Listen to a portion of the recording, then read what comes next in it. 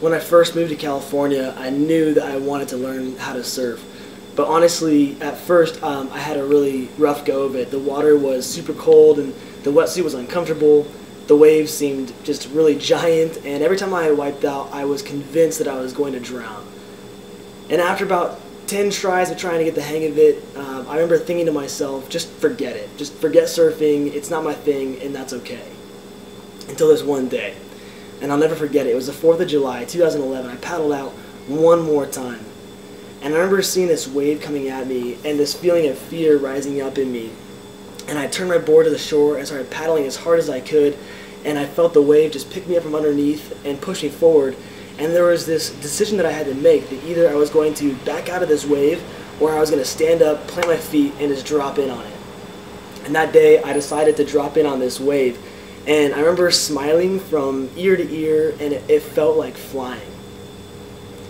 And I'm so thankful that I didn't give up, because it turns out the whole time I was just one wave away from getting it, from it all making sense. My question to you is, have you ever felt so scared that you felt like giving up on God? I know in my life that there have been times, being caught up in God's plan and just thinking this is just too much. I don't think that I can do it.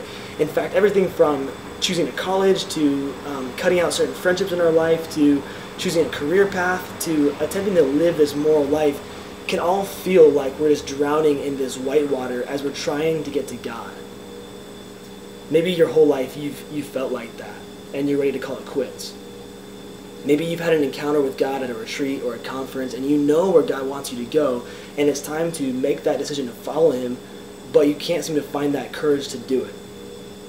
Well, the truth is that God will teach you what you need to know. He's not just going to throw you on a board out in the middle of the ocean and expect you to surf right away. God will equip you, and He promises to be with you in those stormy waters. And we see in the gospel this Sunday that the disciples were in a very similar situation. They had all this great anxiety and fear over the death of Jesus, and they didn't know what to do. And even after Jesus began to reveal Himself to them, they were still terrified. And He says, why are you troubled? Why do these questions arise in your heart? Just look at my hands and look at my feet, touch me, and you will see that it is I. And these wounds of Christ are a sign to you and to me and to the disciples that day that not even death could defeat God. Not even death could defeat God. And no matter what you're going through, God is always within the reach of us. My challenge to you today is to keep paddling out.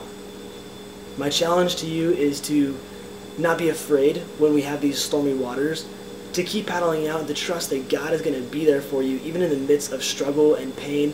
And all of that persevering and the struggle is going to build in you the strength and courage that you're going to need to drop in on that next wave.